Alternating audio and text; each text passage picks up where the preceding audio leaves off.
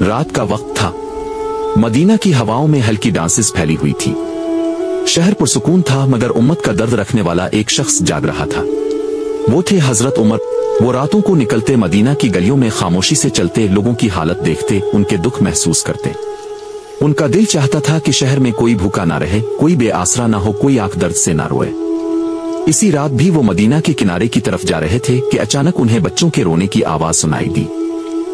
ये आवाज आम नहीं थी, ये भूख में कांपती हुई आवाज थी। वो फौरन राग गए और तेजी से इस घर की तरफ बढ़े जहां से रोने की आवाज आ रही थी। घर छोटा सा था, दरवाजा आधा खुला था, अंदर से बर्तनों के हिलने की आवाज आ रही थी।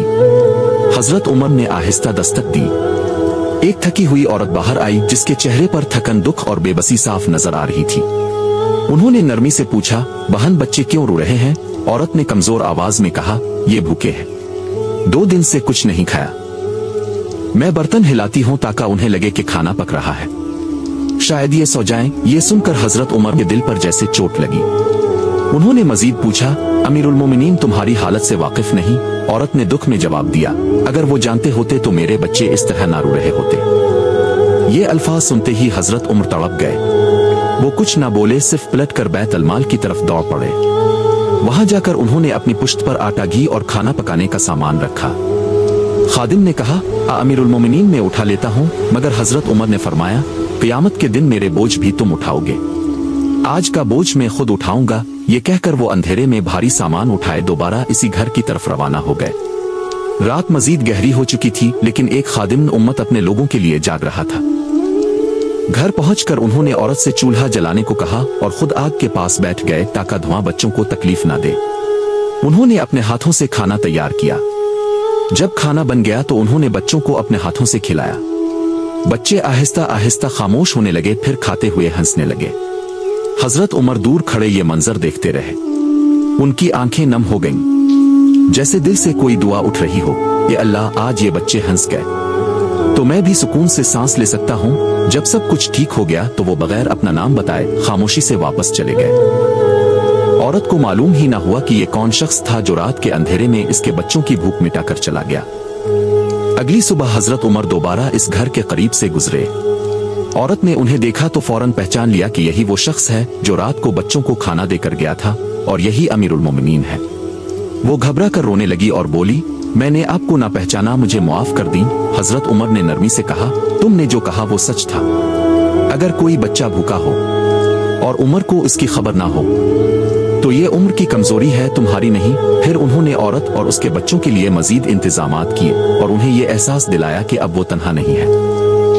उनकी पूरी जिंदगी यही बताती है कि अदल सिर्फ हुक्म देने का नाम नहीं, बल्कि अदल वो कदम है जो अंधेरे में चलकर मजलूम तक पहुंचता है। अदल वो हाथ है जो भूखे के चूल्हे को जलाए और अदल वो दिल है जो किसी कमजोर के आंसू देखकर तड़प उठे। हजरत उमर ने दुनिया को ये सिखाया कि असल रहनुमा वो है जो अपनी रियाया के दर्द को अपना दर्द बना ले और उनकी तकलीफ पर खुद बेचैन हो जाए। उनकी जिंदगी खामोशी में दिया जाने वाला वो सबक है जो आज भी हर इंसाफ करने वाले के लिए रोशनी बनकर रहता है। हजरत उमर ने इस औरत के घर से निकलकर लंबा सांस लिया। रात भर की थकन के बावजूद उनके चेहरे पर सुकून था, मगर दिल में एक अहद ताजा हो गया था कि रियाया का कोई इंसान भूखा खौफ में न रहे। वो बाजार की तरफ चले, फिर गलियों से होते हुए मस्जिद तक पहुंचे।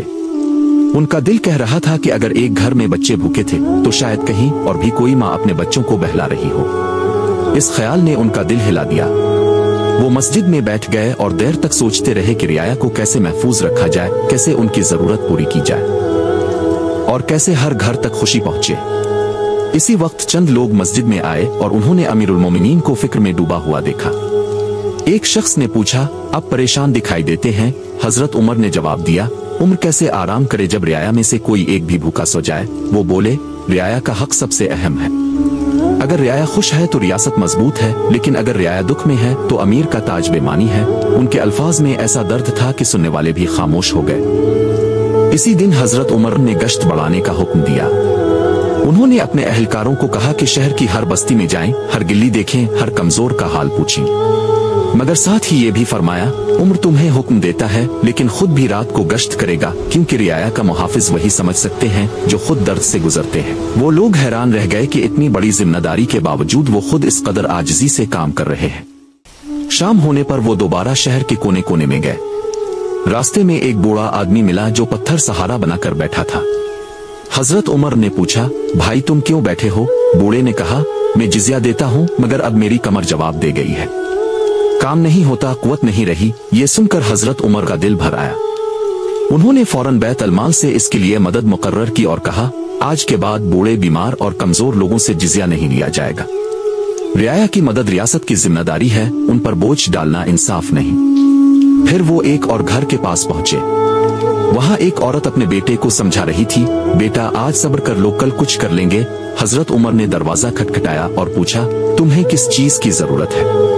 औरत ने जवाब दिया, बस गुजारा मुश्किल है मगर हम किसी से सवाल नहीं करते। हजरत उमर ने कहा, तुम सवाल नहीं करती मगर रियाया की तकलीफ पर सवाल उम्र से होता है। फिर उन्होंने इस औरत के लिए भी बाकायदा मदद मुकर्रर कर दी। उन्हें रास्ते में एक काफिला मिला जो थका हुआ था। काफिले वाले मुसाफिर थे, सफर की मशक्कत से निढाल थे। हजरत उमर ने उन्हें देखकर कहा, आओ आराम करो, पानी पियो, खाना खाओ। उन्होंने खुद उनके लिए जगह बनाई, पानी भरवाया और उनके ऊंटों तक को पानी पिलाया। जब एक शख्स ने कहा, अब अमीरुल मोमिनीन है, ये काम हमें करने दें, तो वो मुस्कुरा कर बोले, उमर को अल्लाह ने जिम्मेदारी दी है और जिम्मेदारी का मतलब खिदमत है, हुक्म चिल्लाना नहीं। उनके ये अमाल देखकर लोगों के दिल नर्म होते गए। रियाया उन पर फख्र करती थी मगर वो कहते थे, अगर मैं रियाया को हक ना दे सकूं तो मुझे फख्र का कोई हक नहीं। मैं इस वक्त तक अपने रब को क्या जवाब दूंगा जब तक हर कमजोर मेरे साये में सुकून ना ले सके। रात दोबारा गहरी होने लगी। चांद फिर वही रोशनी बखेर रहा था। हजरत उमर शहर की हुदूद से बाहर निकल गए। उन्होंने खिजा के पत्तों पर कदम रखे और आसमान की तरफ देखा। फिर धीरे से कहा, ए अल्लाह, अगर मेरी रियाया में कोई तकलीफ में हो तो मुझे इसकी खबर दे दे। मुझे अंधेरे में भी रास्ता दिखा। मुझे ताकत दे कि मैं हर कमजोर का सहारा बन सकूं। अगर मैं कहीं कमजोर पड़ जाऊं तो मेरी रहनुमाई फरमा, क्योंकि रियाया का हक सबसे बड़ा हक है। इस रात वो देर तक मदीना की गलियों में चलते रहे।